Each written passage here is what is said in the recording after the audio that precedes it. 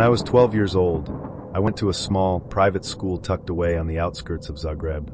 It was a solid 40-minute trip each way, a mix of buses, trams, and walking that spanned the more suburban corners of the city and pushed closer to the dense center where I lived. I didn't mind the daily commute, at least not at first. I liked the routine. I liked seeing the same sleepy-eyed faces each morning, the same cluster of kids at the bus stop, the familiar storefronts we passed, even the old tram conductor who always whistled the same off-key tune. There was a comfort in repetition, a sense of being held in something steady, like a metronome ticking you through the day. But routines have a strange fragility. Break them, and you realize how vulnerable you really are. It was a Wednesday. I remember that specifically because we had afternoon classes that week. That meant I wouldn't be heading home until around 7 p.m., and in the winter months, Zagreb was pitch black by then. The cold air had that dry, biting sharpness that makes your eyes water. I had stayed behind a bit after class with two of my friends, Luca and Marin, just messing around by the bike racks, avoiding the dark for as long as we could. Eventually, we headed to the bus stop like usual, laughing about some stupid joke that wasn't even funny in retrospect. The bus was late, like always, and when it finally showed up, it exhaled that warm, exhaust-laced air as we boarded. I made my way to an empty seat toward the back, plopped down, and immediately noticed him. A middle-aged man, mid-40s maybe, though stress or drugs or something harder had likely aged him faster. He had a receding hairline and this crusty, unkempt look that made my skin crawl. His coat was too big, stained at the sleeves, and he smelled faintly of mildew and something like burnt plastic. He sat directly behind me, close enough that I could hear him breathing. At first, I didn't look back. I just felt him, his eyes burning into the back of my skull. It wasn't the kind of look you get from people who zone out on the bus. This was focused, intent, like he knew something about me that I didn't even know myself. I pulled my book from my backpack, The Golden Compass, I remember that too, and tried to lose myself in the story. But I couldn't focus. Every word blurred into the next. I could feel my hands getting clammy. I adjusted my seat, shifted my shoulders, tilted my book to try and block his view, but it was no use. His stare sliced right through it. I thought about getting up. I thought about going to sit with Luca or Marin up front. But something kept me rooted to my seat. Pride? Fear? I don't know. I just sat there, rigid and silent, pretending I didn't notice. Eventually, our stop arrived, a wide, open street that led to the tram station. I bolted off the bus the second the doors opened, grateful for the fresh air, even if it stabbed like needles in my lungs. I laughed it off with my friends, trying to act normal. But then I turned around. He was there. He had gotten off the bus too. Same side. Same stop. No hesitation. He wasn't even pretending to be casual about it. His eyes were locked onto me, unblinking. I whispered to Luca not to look back and just keep walking. We passed a few shops, most of them closed already, and reached the tram station, where groups began to split off depending on which direction they were headed. "Number 2, I whispered, more to myself than anyone. Luckily, Marin was also taking the same line, so we waited together, trying to stay in the open under the harsh white light of the platform. I kept catching glimpses of the man. He stood about 10 meters away, just watching. When the tram came, I practically leapt into it. The relief lasted maybe 2 seconds. He stepped in too. We rode in silence. He stood this time, holding the bar just a few feet from me, still staring. My heart wouldn't stop pounding. I watched the names of the stops blur by through the dirty window, counting down until I'd be free of him. And then, just a few stops before mine, he got off. He didn't look back. He just strolled casually into the small park near the station, disappearing into the trees. I exhaled, but not fully. Something didn't sit right. The moment felt too neat, too staged. Still, I tried to convince myself it was over. Maybe he wasn't following me. Maybe I was just being paranoid. My friend got off at the next stop, and I waved goodbye, forcing a smile. Then it was just me. I stepped off the tram, my boots crunching in the thin layer of frost that had settled on the pavement.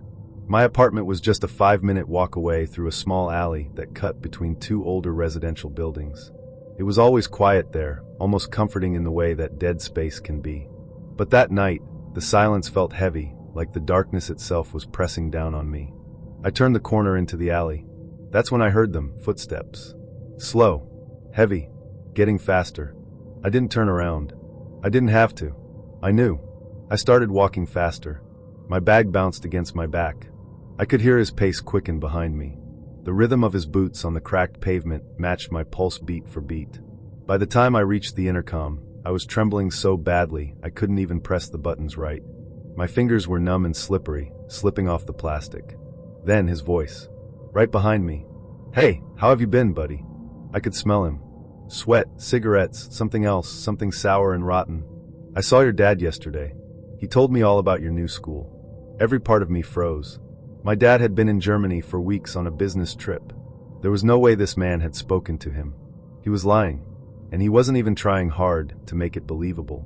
That voice, it had this gross, oily undertone, like he was enjoying the fear radiating off me. And then, mercifully, the intercom buzzed. The door unlocked with a click.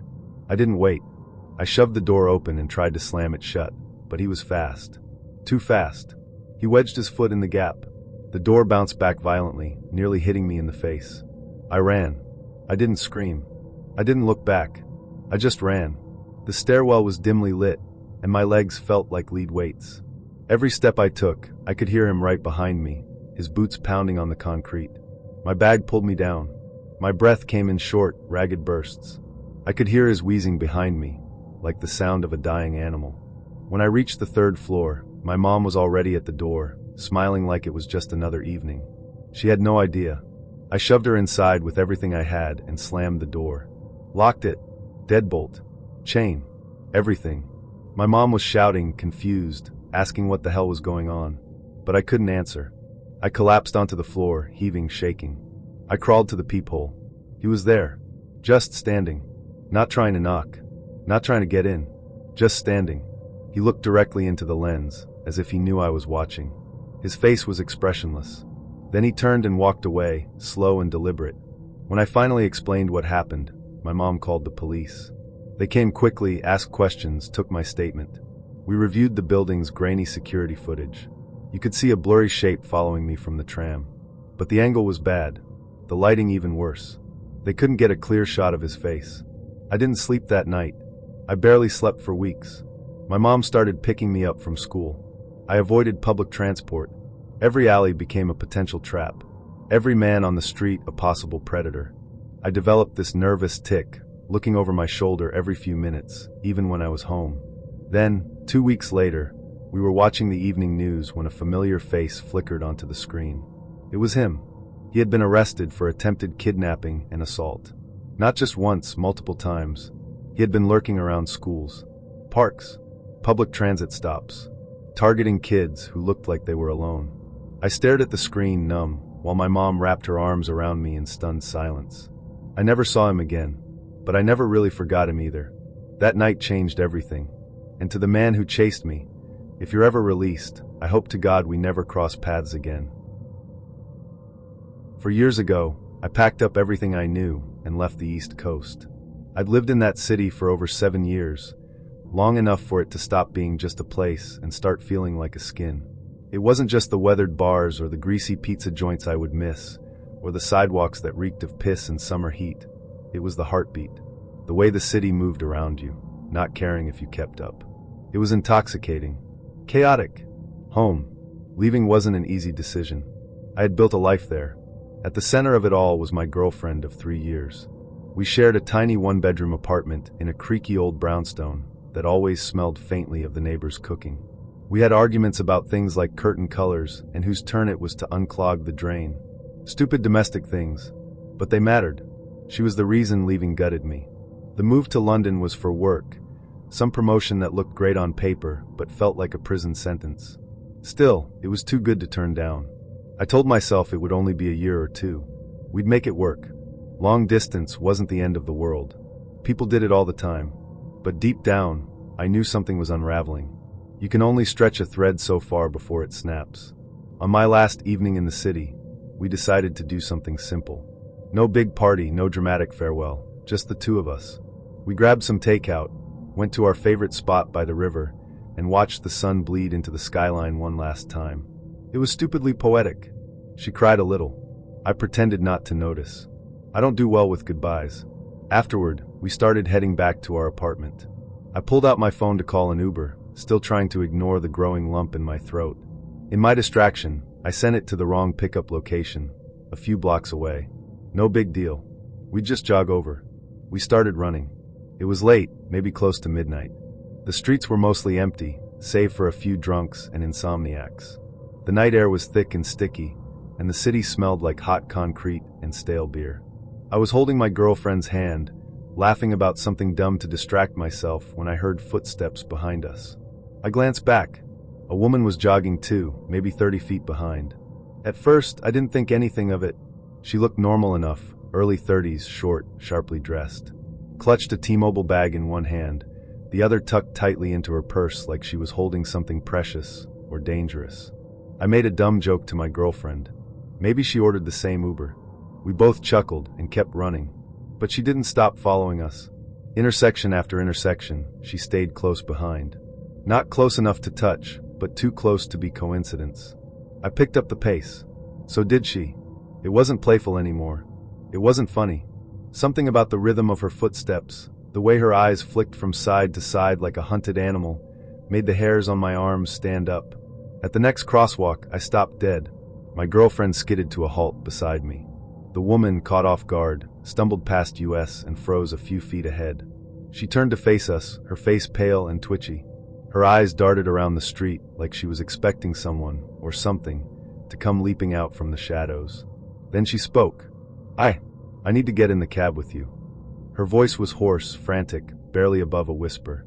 But it was urgent. Desperate. That cold, pit-of-your-stomach kind of desperate. The kind that smells like fear. I blinked. What? I need to go with you. I'm not safe out here. Her hand still clutched her purse tightly. Please. Now everything in me screamed no. Something about her was off. Too off. Not just her words, but the energy pouring out of her. Like she was coiled up, ready to spring. Like she was hiding something behind that nice outfit and well-done makeup. Like that hand in the purse wasn't holding a phone or pepper spray, but something worse. My girlfriend instinctively squeezed my arm. I felt her tension. She didn't say anything, but I could tell we were both thinking the same thing. This could go very wrong. I'm sorry, I said, keeping my voice calm. But you're not getting in the car with us. Her eyes went wide. Please. I'm not trying to rob you or anything, She stopped herself. Her breath hitched. We can help you get to a police station, I offered, trying to sound reasonable. Or we can call someone for you. But you can't come with us. The more she talked, the more agitated she got. She kept repeating that she was in danger, that someone was following her, that she needed to get out of the city, that she had no one else to turn to, all while keeping that death grip on her purse like it held the last shred of her sanity. I didn't know what to believe. Maybe she was telling the truth. Maybe someone really was after her. Maybe she'd just escaped something awful. Or maybe she was the danger. She started crying. Big, messy sobs that didn't feel entirely real. She begged me to let her ride with us, even just for a few blocks. I stood my ground. Over and over, I said no. To drive the point home, I pulled out my phone and canceled the Uber right there on the sidewalk. She watched me do it, her face twitching with frustration and disbelief. Okay, she finally muttered. Okay, just get me a ride. Anywhere. Please. I hesitated. This was the one moment her tone changed. Not desperate, not manipulative, just tired. Defeated. She reached into the T-Mobile bag and pulled out a pristine iPhone box. It had a yellow post-it stuck to it with an address scrawled on it in Sharpie. That address, it wasn't familiar. Some random street on the edge of the city. Near the woods. Not exactly a safe part of town. Still, I typed it in. Ordered her an Uber. The moment I clicked confirm, she slipped the box back in the bag, shoved her hand back into her purse, and muttered, thanks. No smile. No gratitude. Just that tense, eerie silence. When the car arrived, I offered to walk her to it. She didn't say a word. She got in and shut the door without another glance. The driver gave me a confused look. I shrugged. And that was it. I stood there holding my girlfriend's hand, my mind buzzing. What the hell had just happened? I waited for the ride to complete before moving. When the notification came through, I sent a quick text to the number on the Uber profile. Are you okay? No response. No read receipt. Nothing. Just silence. The whole walk back home was a blur. My girlfriend kept asking me what I thought had really happened, and I kept trying to answer. But I couldn't land on anything that made sense. Every possibility felt equally terrifying. Maybe she really was running from someone. Maybe she had just escaped a violent situation, and saw us as her best shot at safety. But if that was the case, why didn't she go to the police? Why was her hand always in that damn purse? What was she hiding? Or maybe it was a scam. Maybe she was working with someone waiting to jump us the moment we let our guard down. That thought still crawls under my skin. What if I had let her in the car? What if she pulled out a knife? What if she wasn't alone? I couldn't sleep that night. I lay in bed with my girlfriend curled into me, listening to every sound outside the window, convinced I'd see her face again, pressed against the glass, purse still clutched, eyes hollow. She never responded to my text. I deleted the conversation after a week. I then moved to London. It happened my last year living on the East Coast. I had been in the city for over 7 years at that point, long enough to understand its rhythm, long enough to stop being shocked by its rough edges. The city was like a loud, dysfunctional family, chaotic and frustrating, but so deeply familiar that you couldn't imagine life without it. I had grown into adulthood there. I had bled, cried, and built something that felt real. At the center of that life was my girlfriend, Inara. We met on a random Tuesday night through mutual friends, shared a bottle of cheap Merlot in a park, and fell for each other faster than I knew was possible. She was brilliant and stubborn and smelled like sandalwood and storm clouds. We shared a cramped apartment full of mismatched furniture, questionable plumbing, and late-night takeout. It wasn't perfect, but it was ours. When the opportunity came to move to London for work, I hesitated. It was a good job, the kind people uproot their lives for. But the thought of leaving her behind felt like peeling off my skin. We talked about making it work long distance, about flights and FaceTimes and late-night messages. We tried to be practical, but nothing about it felt practical. On my last evening, we didn't throw a party. No grand send-off. Just one final sunset at our favorite spot by the river, a small pier tucked between 2 derelict warehouses, shielded from the wind and tourists. We had gone there 100 times before. It felt sacred. It felt like saying goodbye to something ancient and important.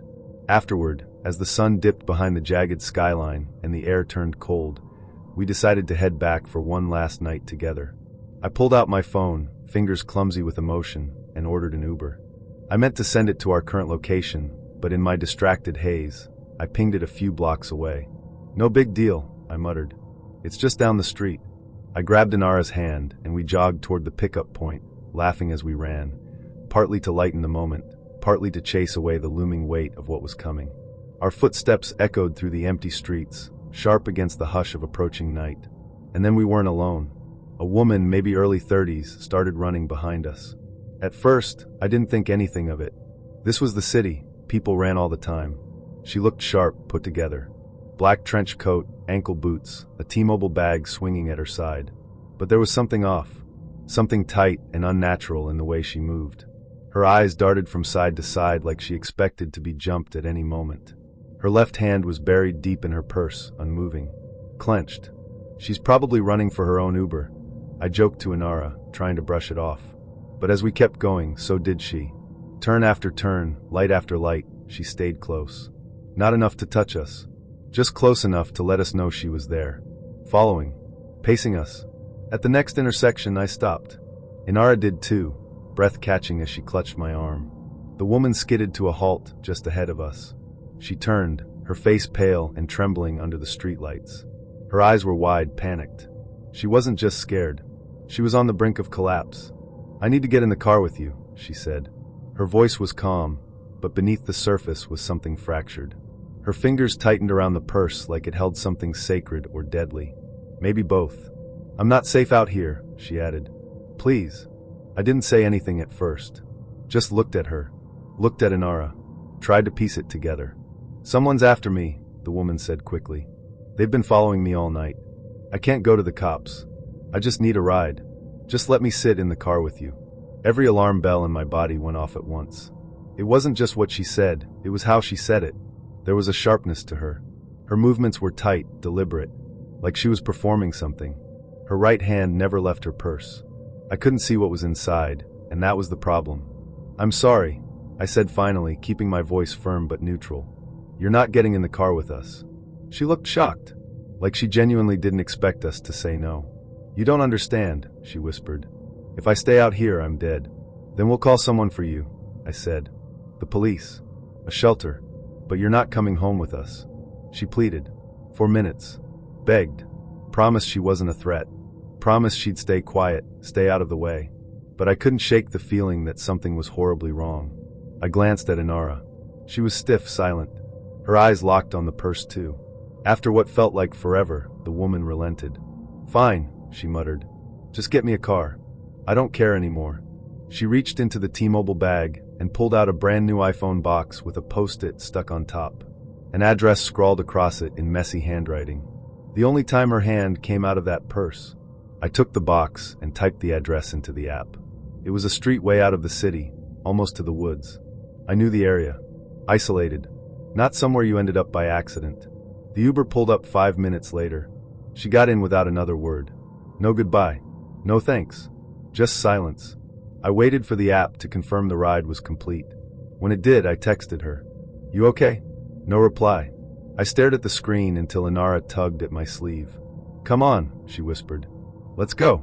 Back at the apartment, we didn't talk about it. Not really. We drank some leftover wine. Watched a dumb movie with the volume low. Pretended like we were just two people saying goodbye, instead of two people haunted by something we couldn't name. But later in bed, I couldn't sleep. I kept thinking about the purse. About her hand. About the way her eyes searched every shadow. Was someone really after her? Or was she the one hunting? Was I too cold? Too cautious? Or did I trust my gut and save us from something much worse? I still don't know. I moved to London the next day. My life changed. New job, new apartment, new streets to walk and learn.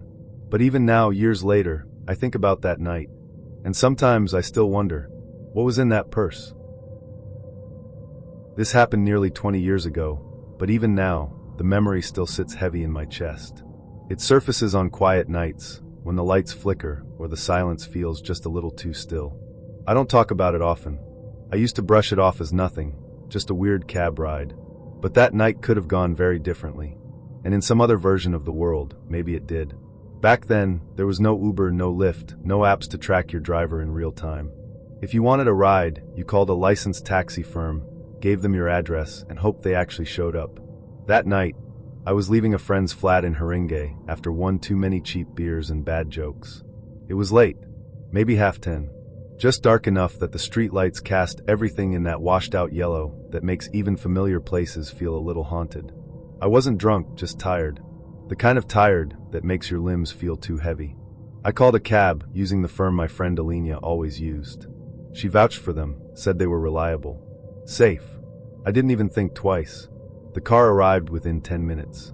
A faded blue Vauxhall with one foggy headlight and a low, tired rumble in the engine. The driver stepped out to greet me, which struck me as odd. Most cabbies just wave you in, eager to keep it moving. But this man, he walked all the way around the car and met me halfway down the short drive. He was older, late 50s, maybe even 60. His hair was patchy and gray, and his clothes had that worn, overwashed look that hung on him like they'd given up. A stained windbreaker, trousers that looked slept in. He gave me a half smile, not quite friendly, and then he touched my shoulder. Just briefly. A light press, like he was guiding me into the car. Something about that touch felt off. Too familiar. Too deliberate. Like he needed an excuse to put his hands on someone. A quiet alarm went off in my brain. Not a full panic. Just a red flag fluttering in the distance. But I was 23, too polite, too used to brushing off things that made me uncomfortable. So I smiled stiffly, climbed into the back, and shut the door. The car smelled like stale tobacco and something damp. I buckled my seatbelt and gave him my address. Sutcliffe Gardens, I said. Off Seven Sisters. He nodded. That's near the park, right? Yeah. Then he said something that made my skin crawl. You're my last fare tonight. No plans after this. I made a noise in response, half laugh, half grunt. Something polite and meaningless. But inside, I felt that flutter again. That same unease. Why tell me that? The journey should have taken 20 minutes, tops. I pulled out my old Nokia, played a round or two of Snake, and stared out the window as the city blurred past. For a while, everything felt fine. Normal. The familiar rhythm of tires on tarmac, the occasional hum of another car passing. Then I realized I didn't recognize the streets anymore. We weren't heading south. We weren't even going west. We were turning down roads that looked forgotten. Abandoned warehouses, junked-up lots, rows of derelict buildings covered in rust and graffiti. I leaned forward. Where are we? He didn't answer. I asked again. I think we're going the wrong way. Still nothing.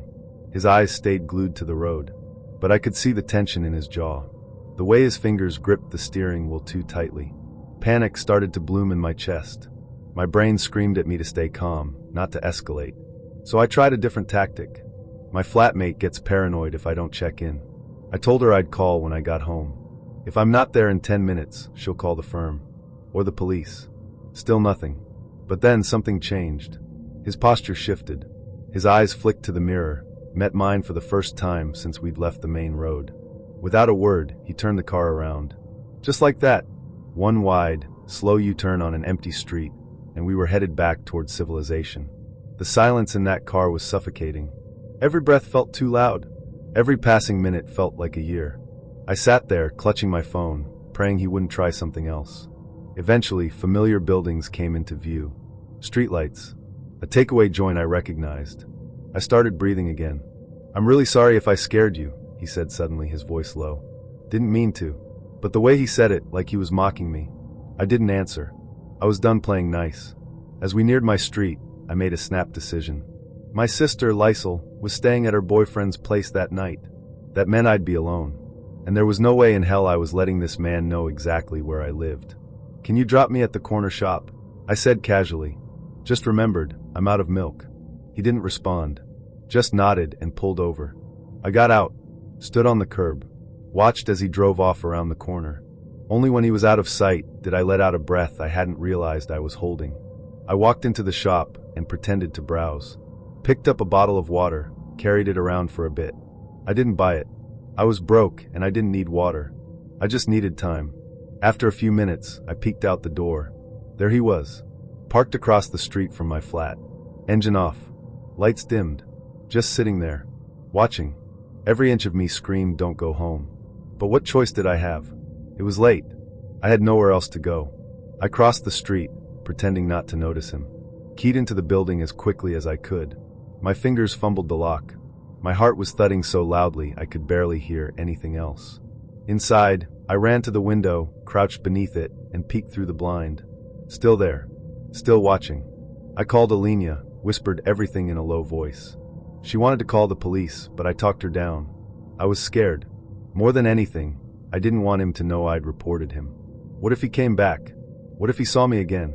After 10 agonizing minutes, he finally drove away. I never saw him again, but the fear lingered. I didn't report it. I wish I had. I wish I'd had the courage. But back then, I convinced myself that nothing really happened. He didn't touch me. He didn't follow me into the building. He didn't hurt me. But what would have happened if I hadn't lied about the milk? What would have happened if I hadn't said my flatmate was waiting? What would have happened if I hadn't looked up when I did and realized we were going the wrong way?